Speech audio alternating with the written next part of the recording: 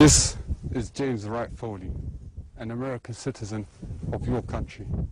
As a government, you have been at the forefront of the aggression towards the Islamic State. You have plotted against us and gone far out of your way to find reasons to interfere in our affairs. Today, your military air force is attacking us daily in Iraq. Your strikes have caused casualties amongst Muslims. You are no longer fighting an insurgency. We are an Islamic army and a state. So any attempt by you, Obama, to deny the Muslims their rights of living in safety under the Islamic Caliphate will result in the bloodshed of your people. All right, folks, very, very hard to watch, very aggravating. Joining us now is a man I'm proud to call a friend, and he is insightful and gets it when it comes to the threat of terrorism, and he is so eloquent in writing about it and talking about it. Bill Siegel, author of The Control Factor, Our Struggle to See the True Threat, and he's written a brand new one at FamilySecurityMatters.org about, well, he very cleverly, a Sa'ad lesson from Islam, and we'll talk about that. But first, Bill, welcome, sir. Thank you, Steve. Thanks for having me. Well, it's my pleasure. All right, you know, you get it. You understand. You know that this threat, what it means to us here in America and to the world in general. This is a whole new chapter. This is, you know, this is ISIS telling our president in a video, just as they're about to behead an American citizen, we're doing it, here's why we're doing it, and you better stop what you're doing, which is the airstrikes against ISIS in Iraq. This is a whole new level, is it not? Absolutely. And, you know, look, it's horrific, and horror is at the core. It's at the core of Islam. It's at the core of what the Prophet Muhammad sought. You know, terror is a fundamental part of the goal. It's the Islamic concept of war, and made clear in the Quran. It was also made clear at the end of the life of Muhammad, where he said, "I've been made victorious with terror cast in the hearts of the enemy." This is what the real jihad is all about.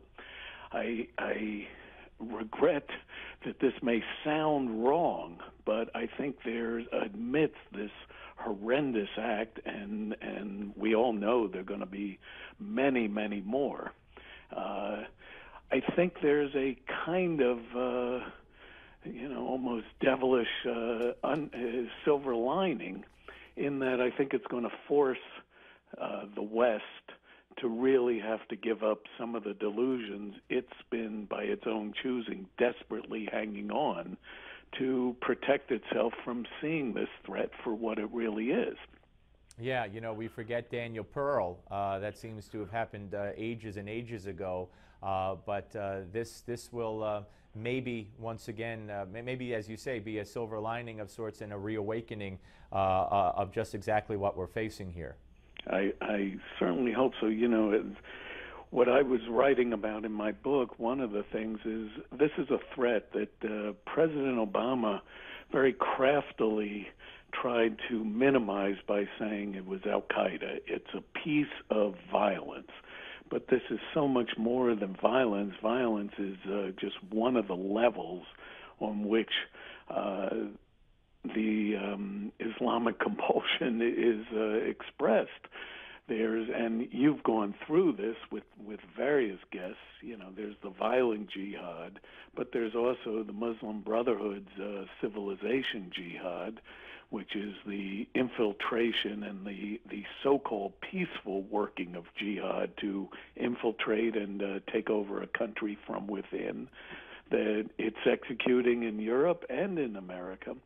And there's also what I call the international institutional jihad, which is how they've all coordinated at the Organization of Islamic Cooperation and the UN to hit from global principles and global legal mechanisms to try to force through. And all these levels are happening at once.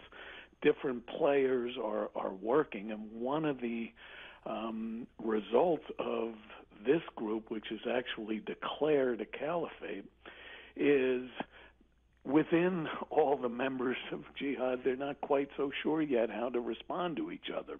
Right. And who's going to, there's a real internal battle for power. But this was all predicted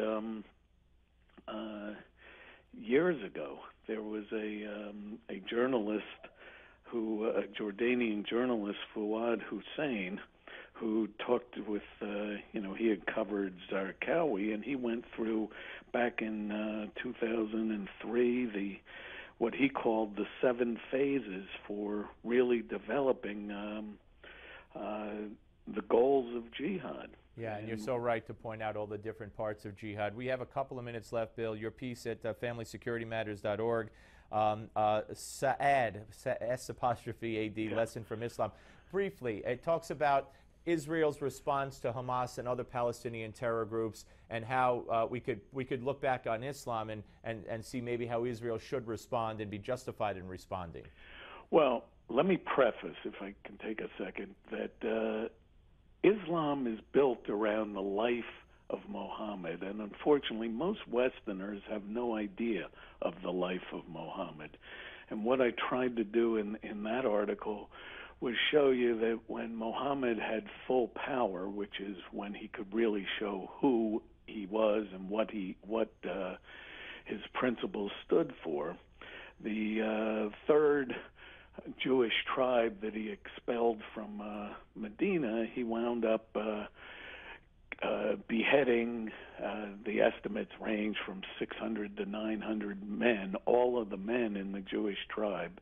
And you take the women and the children as slaves and confiscate all the property. And by the way, that's exactly what ISIS is doing now. Exactly what I was going to say. Bill, I don't want to. I want people to go read the article. It's brilliantly done. It's quite lengthy and very involved and detailed, and it's a brilliant point that you make in that piece. I'm glad we talked about the breaking news of the day, though, and got your unique insight into it. And we'll have you back soon, and we'll talk more.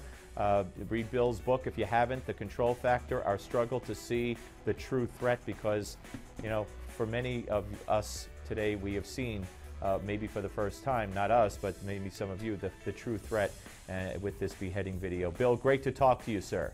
Thanks so much for having me. My pleasure. Bill Siegel, ladies and gentlemen. All right, we'll come back with more of the show, but first, your Newsmax Now update.